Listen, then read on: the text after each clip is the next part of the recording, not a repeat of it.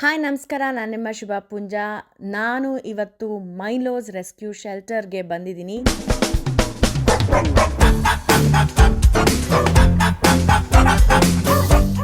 ಕೆಲವುದಕ್ಕೆ ಕಣ್ಣುಗಳಿಲ್ಲ, ಕೆಲವಿಗೆ ಕಾಲಿಲ್ಲ. 200 ನಾಯಿಗಳನ್ನ ಅವಳು ರೆಸ್ಕ್ಯೂ ಮಾಡಿದ್ದಾಳೆ.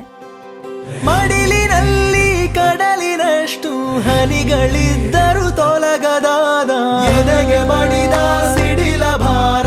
ಬದುಕೆ ನೀನು ತೀರ ಕ್ರೂರ, ಕರಗುತ್ತಿರುವ ಪ್ರಾಣ ಹಿಡಿದು ಅಂಗಲಾಚಿ ನಿಲ್ದೆ ಸ್ವತಃ ತಡೆಯಲಾಗದ ಈ ಪ್ರಹಾರ. ಸೂತ್ರಧಾರನ ಜೊತೆಗೆ ಸಮರ.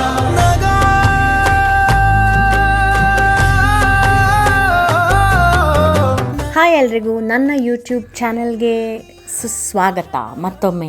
ಇವತ್ತು ನಾನು ಮಾಡ್ತಾ ಇರೋ ಈ ವ್ಲಾಗ್ ನನಗೆ ತುಂಬಾ ಸ್ಪೆಷಲು. ಯಾಕಂತಂದರೆ ನಿಮ್ಮೆಲ್ರಿಗೂ ಗೊತ್ತಿರೋ ಹಾಗೆ ನಾನು ದೊಡ್ಡ ಪ್ರಾಣಿ ಪ್ರೀತಿ. ನನಗೆ ಅಂದರೆ ಯಾವುದೇ ಪ್ರಾಣಿಗಳಂದರೆ ನನಗೆ ಬಹಳ ಬಹಳ ಪ್ರೀತಿ.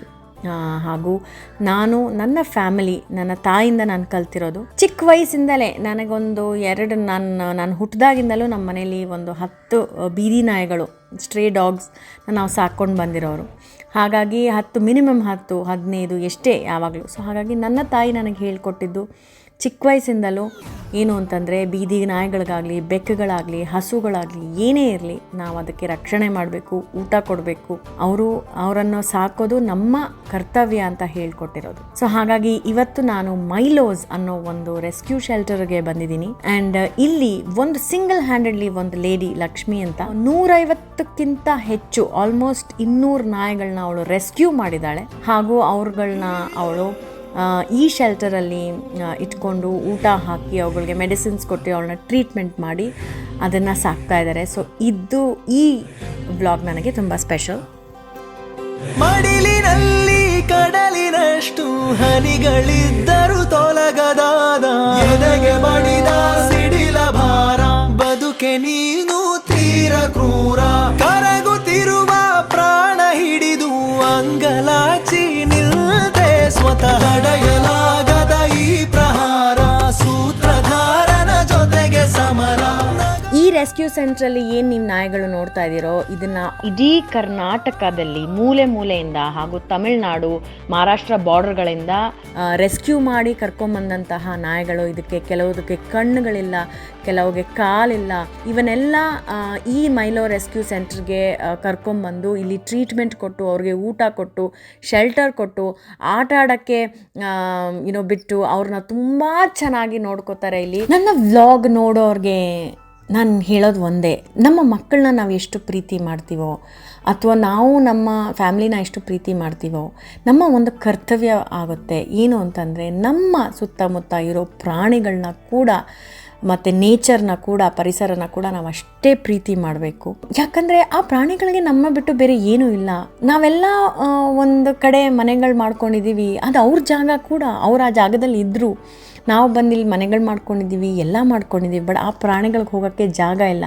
ಹೆಂಗೋ ಪಾಪ ಅವುಗಳು ಬೀದಿಗಳಲ್ಲಿದ್ದಾರೆ. ಆದರೆ ಒಂದು ನೆನ್ಪಿಟ್ಕೊಳ್ಳಿ, ಈ ಪ್ರಾಣಿಗಳಿಗೆ ಅದಾಗೆ ತಿನ್ನೋಕ್ಕೆ ಏನೂ ಆಹಾರ ಇಲ್ಲ, ಸಂಪಾದನೆ ಮಾಡೋಕ್ಕಾಗಲ್ಲ, ಅಥವಾ ಎಲ್ಲೋ ಹೋಗ್ಬಿಟ್ಟು ಇದು ಮಾಡೋಕ್ಕಾಗಲ್ಲ. ನಾವೇ ಹಾಕಬೇಕು. ಅವ್ರುಗಳು ನಮ್ಮ ಮೇಲೆ ಡಿಪೆಂಡ್ ಆಗಿದ್ದಾವೆ. ನಾವು ಮನೆ ಪೆಟ್ಸ್ಗೆ ತುಂಬ ಚೆನ್ನಾಗಿ ನೋಡ್ಕೋತೀವಿ, ಬಟ್ ಒಂದು ಬೀದಿ ನಾಯಿ ಬಂದ ತಕ್ಷಣ ಅದಕ್ಕೆ ಏನೂ ಊಟ ಹಾಕಲ್ಲ ಅಥವಾ ಅದನ್ನು ನೋಡ್ಕೊಳ್ಳಲ್ಲ. ಐ ಥಿಂಕ್ ನಮ್ಮೆಲ್ಲರ ಕರ್ತವ್ಯ ಅದು.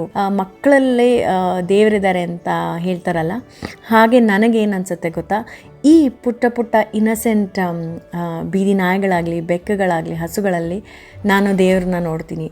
ಯಾಕಂದರೆ ಎಷ್ಟು ಇನ್ನೋಸೆಂಟ್ ಇದ್ದಾರೆ ಅವುಗಳು. ಸೊ ಇವುಗಳನ್ನ ನೋಡ್ಕೊಳ್ಳೋದು, ನಿಜವಾಗ್ಲೂ ಒಂದು ಹೊತ್ತಿನ ಊಟ ಕೊಡೋದು ಕೂಡ ಐ ಥಿಂಕ್ ಕರ್ತವ್ಯ ನಮ್ಮದು ಅಂತ ನನಗೆ ಅನಿಸುತ್ತೆ. ನಮ್ಮ ಮನೆಯ ಸುತ್ತಮುತ್ತ ಇರುವ ಎಲ್ಲ ಬೀದಿ ನಾಯಿಗಳಿಗೂ, ಬೆಕ್ಕುಗಳಿಗೂ, ಏನೇ ಪ್ರಾಣಿಗಳು ಬಂದ್ರೂ, ಕಾಗೆ ಆಗಲಿ ಏನೇ ಆಗಲಿ ಬಂದ್ರೂ ನಮ್ಮ ಮನೆ ಕಡೆಯಿಂದ ಪ್ರತಿದಿನ ಊಟ ಇರುತ್ತೆ ಅವ್ರಿಗೆ 2 ಹೊತ್ತು. ನಾನು ಕೂಡ ಈ ಸರ್ತಿ ಮೈಲೋಸ್ ಜೊತೆ ಕೈಗೂಡಿದ್ದೀನಿ. ಸೊ ಹಣದ ಸಹಾಯ ಆಗಲಿ, ಊಟದ ಸಹಾಯ ಆಗಲಿ, ಏನೇ ಆದ್ರೂ ನನ್ನ ಕೆಪಾಸಿಟಿಲಿ ಎಷ್ಟಾಗುತ್ತೋ ಅಷ್ಟು ನಾನು ಕೂಡ ಕೊಡೋಕ್ಕೆ ಮುಂದೆ ಬಂದಿದ್ದೀನಿ. ಹಾಗೆ ನಿಮಗೆ ಯಾರಿಗಾದರೂ ಮನಸ್ಸಿದ್ದರೆ ನಾನು ಈ ರೆಸ್ಕ್ಯೂ ಆ್ಯನಿಮಲ್ಸ್ನ ಹೆಲ್ಪ್ ಮಾಡಬೇಕು ಅಥವಾ ನನ್ನ ಕಡೆಯಿಂದ ಚಿಕ್ಕ ಚಿಕ್ಕ ಸಹಾಯ ಕೂಡ ಮಾಡಬಹುದು ಅಂತ ನಿಮಗೆ ಅನಿಸಿದರೆ ನೀವು ಕೂಡ ಮುಂದೆ ಬಂದು ಈ ಶೆಲ್ಟರ್ಸ್ಗೆ ಹಣದ ಸಹಾಯ ಅಥವಾ ಊಟದ ಸಹಾಯ ಅಥವಾ ಯಾವುದೇ ಥರದ ಸಹಾಯ ಕೂಡ ಮಾಡಬಹುದು. ಆ ನಂಬರ್ಸ್ನ ನಾನು ಕೆಳಗಡೆ ಬರೆದಿರ್ತೀನಿ. ನಿಮ್ಮ ಮನೆ ಸುತ್ತಮುತ್ತ ಇರೋ ಯಾವುದೇ ಬೀದಿ ನಾಯಿಗಳಾಗಲಿ, ಬೆಕ್ಕುಗಳಾಗಲಿ, ಹಸುಗಳಿಗಾಗಲಿ ದಯವಿಟ್ಟು ಊಟನ ಹಾಕಿ, ಮಳೆ ಬಂದಾಗ ಅಟ್ಲೀಸ್ಟ್ ಮನೆ ಗೇಟ್ ಒಳಗಡೆ ಬಿಡಿ. ಅದಕ್ಕೆ ಚಳಿ ಆದಾಗ ಏನಾದರೂ ಅದಕ್ಕೆ ಹೊತ್ಕೊಳ್ಳೋಕ್ಕೆ ಕೊಡಿ. ಈ ಒಂದು ಚೇಂಜಸ್ನ ನೀವು ಮಾಡಿದ್ರೆ ನಿಜವಾಗ್ಲೂ ನೀವು ನೋಡಿ ಅವ್ರುಗಳ ಖುಷಿಯಲ್ಲಿ ನೀವೆಷ್ಟು ಖುಷಿ ಪಡ್ತೀರಾ ಅಂತ. ದಯವಿಟ್ಟು ನನ್ನ ವಿನಂತಿ ಕರ್ನಾಟಕ ಜನತೆಗೆ, ನಮ್ಮ ಪ್ರಾಣಿಗಳನ್ನು ರಕ್ಷಣೆ ಮಾಡೋದು, ನಮ್ಮ ಪ್ರಾಣಿಗಳಿಗೆ ಊಟ ಕೊಡೋದು ನಮ್ಮ ಕರ್ತವ್ಯ. ಅದನ್ನು ದಯವಿಟ್ಟು ಮಾಡಿ ಎಂದು ನಾನು ಕೇಳ್ಕೊತೀನಿ. ಕೊಡಿಸು